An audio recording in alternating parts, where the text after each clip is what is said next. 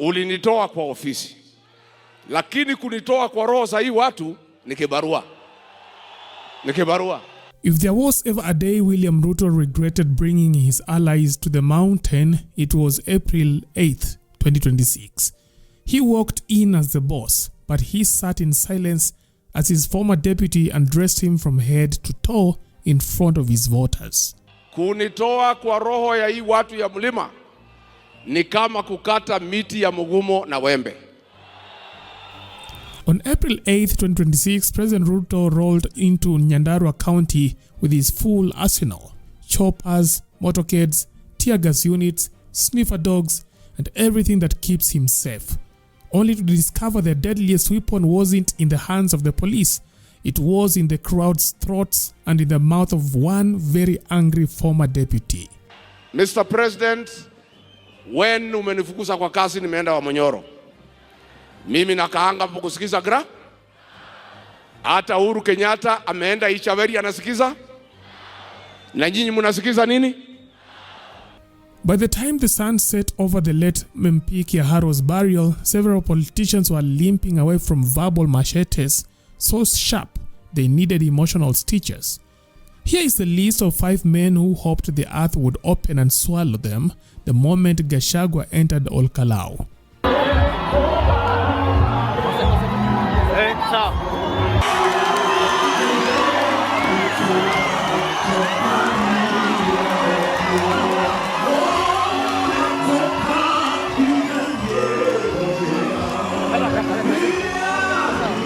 Number 1. Moses Wetang'ula. Mimi nimefika hapa na hicho kikosi cha bunge. First on the chopping block was none other than the Speaker of the National Assembly, Moses Wetang'ula. The calm broke the moment when he was called to speak ahead of Rigathi Gachagua. Nimkaribishe Speaker wa National Assembly aweze kusema na ili aweze pia kuwaintroduce viongozi ambao wamekuja kuomboleza pamoja na ndugu yetu Mheshimiwa Kiaraho. Karibu sana Speaker Dr. Moses Masika Wetang'ula. Karibu sana. Now the crowd instantly decided this was daylight robbery of microphone time, a blatant attempt to silence the man they came to hear. By the time Wetang'ula reached the podium, he was no longer the speaker but a DJ trying to mix every word in his mind to calm down the crowd. Bwana Yesu asifiwe. Asifiwe tena.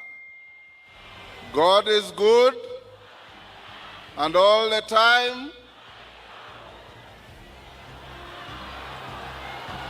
Mama Jackie na watoto wako, familia ya Kiarao.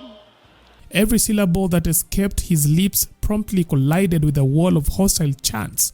It was the kind of reception that tells a president he is no longer in a friendly zone.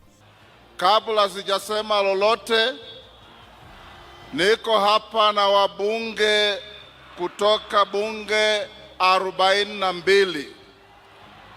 Wote hawataongea na waita mbele waimbie mwenzao wimbo moja, alafu mimi niseme yangu machache. Wabunge wote kuja mbele. But the crowd wasn't the only problem. Gachagua himself stepped in, reminding Wetang'ula that his job is to run parliament, not to run errands for the executive. Bwana Speaker, nimesikia ukiongea mambo ya standing orders. I want to draw your attention to standing order number 51. That to discuss somebody who does not sit in the National Assembly, there must be a substantive motion. It requires that a member delivers a written, signed motion approved by Speaker before it is placed on order paper for debate. For 5 times, umekubalia bunge kuongea juu yangu without a substantive motion. You have let the National Assembly down. You are the Speaker of the National Assembly, not a youth winger for UDA. Wewe, if Kimani Ichung'wah wants to discuss me, let him move a substantive motion in accordance with order, starting order number 51. Number 2, Zachary Kwenya. Tunaomboleza, tafadhali tulieni, tuendelee kwa sababu tuna ratiba ambayo imebaki. Then came Kinangop MP Zachary Kwenya, who tried to defend President Ruto after accusations raised by Senator Methu that many roads promises in Nyandarua County still weren't complete.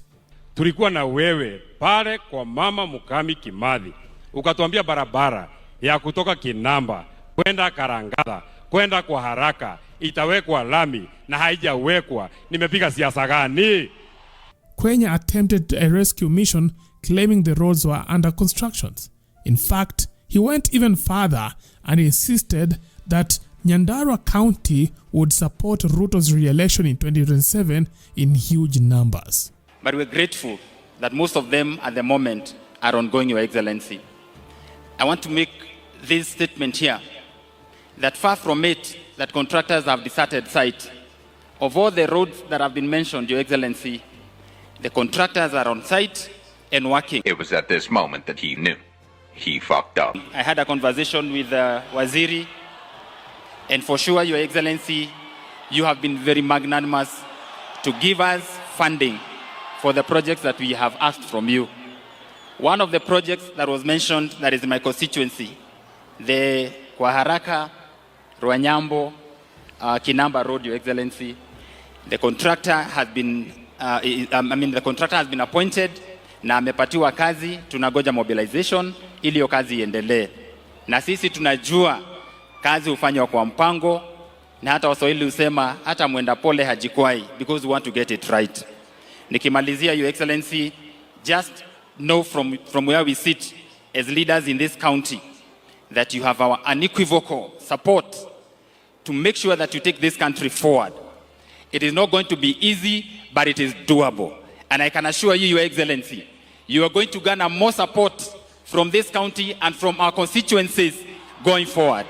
It may look as if people may be incited, people may be fed with lies, lakini ukweli utasimama. Ukweli utasimama. And that is my position. Kwa sababu ukweli ni mzuri, na ukweli ukidhihiri, uongo hujitenga. Number 3, Kimani Ichung'wah. Hao vijana yako rais, nilikuambia kabla hatujakosana kabisa. Nikakwambia hao vijana utembea na hawa watakuweka kwa shimo. When the former deputy president took the podium, he had a list, and Ichung'wah's name was on every line. Attacks on Gachagua's party, misadvising the president, poisoning the well of Mount Kenya politics with bad counsel and worse loyalty. Hawa akina Ichung'wah nilikuambia wataweka kwa shimo. Mimi nilikushauri rais, nikakwambia hawa watu ya mlima hawapendi usaliti. I told you that betrayal is not forgiven among our people. You chose to listen to Kimani Ichung'wah. Sasa hii jamii imekukataa. Na nilikuwa nimekuambia. Gachagua unloaded it all, publicly, methodically, the way a man settles a debt he had been carrying too long. Na ninaomba tafadhali rais, umwambie Kimani Ichung'wah tunaenda Kikuyu Saturday. Amepanga wakora kupiga watu, kunyumba, kuharibu biashara. Mwambie Kimani Ichung'wah awache hiyo ujinga na utoto, umepitwa na wakati. By the time Gachagua was done, Ichung'wah had been tried, convicted and sentenced, all without uttering a single word in his own defense. Number 4, Kindiki. For the DP, he had made a mistake that powerful men sometimes make. He had talked too soon. Days before April 8th, Kindiki had been bragging. The Ol-Kalou election, he said, was going to be his moment. He was going to teach Gachagua's party a lesson it will never forget. He was going to humiliate them at the ballot. Ngojeni, iko by election inakuja Ol-Kalou Nyandarua. Tutakutana na huyo mwanaume hapo Nyandarua. I am telling you. Mimi nangojea tukutane na huyo mwanaume. Na hiyo kifua yake anajipiga. Mbona ganitie matira. However, Gachagua was not impressed. He descended on Kindiki for counting chickens before the body is even buried. A morbidly perfect takedown that sucked all the air out of Kindiki's bravado. Na mimi nimeona Profesa Kindiki, kuna pahali umetukosea kama jamii. Hii jamii yetu tuko na heshima na mtu yote ameaga dunia. Na sisi hatuwezi kuongea mambo ya urithi kabla hajazikwa. Umefanya makosa huko Tharaka kuongea mambo ya by election kama Kiaraho hajazikwa. Hiyo ni kinyume na desturi ya jamii yetu ya Mlima Kenya. We don't discuss inheriting somebody until he is buried. Hapo profesa, umeanguka kidogo, utarekebisha. Tusiongee mambo ya kiti ya Kiaraho kabla hajazikwa. But the most telling moment came after. When Kithure Kindiki returned to the microphone, the earlier bravado had vanished. He spoke cautiously, measuring every line and every word with the delicacy of a bomb disposal expert, practically begging the crowd to tone down the hostile verbal missiles directed towards the president's allies. That we, going forward as a community, as a nation, we learn how to respect families, communities, and I want to request that we put down political temperatures to allow mourning, because we have a lot of opportunities to do politics outside the church and outside the events like this one, when we want really to support Mrs. Kiarao, the children, the people of Olkarau. Number 5, President William Ruto. Nyandarua hoye. Tuendelee ama tuendelee? Ultimately, every jab and chant was a proxy attack aimed at the man at the top. The day's main event was Gachagua's fiery and filtered address, the first time the two had publicly crossed paths since their political fallout. In a spirited ambush, Gachagua faulted his former boss for listening to children, whose terrible advice he claimed had cost the president the heart of the Mount Kenya region. Sasa huyu Ichung'wah alikuambia atirigiji atasaulika baada ya wiki mbili. Sasa ni miaka ngapi? Mr. President, na kuomba ndugu yangu, you are my brother, I want to request you, tafadhali tafuta amani na hii jamii. Create peace with this community. Tafuta urafiki na hii jamii. Usisikize hii watoto wanakuweka kwa shimo. Because rais, sisi tukikuchagua wewe, huku unaitwa Kamau, huku unaitwa Joroge, ulikuwa unaitwa William Kipchirchir Arap Ruto, si ndio? Na tukaupatia kura ze. Wewe unasimama juu ya gari ukusema sisi ni wakabila, unatuumiza kwa roho. Na kuomba from today, my brother William Ruto, ukienda kwa Wajaluo, hapana tukana sisi ati sisi ni wakabila. We are not tribal. Tulikuchagua, you are not a Kikuyu, tukakupatia kura zetu. Tafadhali na kuomba, going forward, don't abuse our community. Let us be. Wacha tukae tu namna hiyo kwa amani. Hata kama hutaki sisi, don't abuse us. Because tukikuchagua, you are not one of us. No bullets flew in Nyandarua on April 8th. No tear gas was deployed. The sniffer dogs went home having found nothing suspicious in any bag. But 5 men left that barrel carrying wounds that paramedics couldn't treat.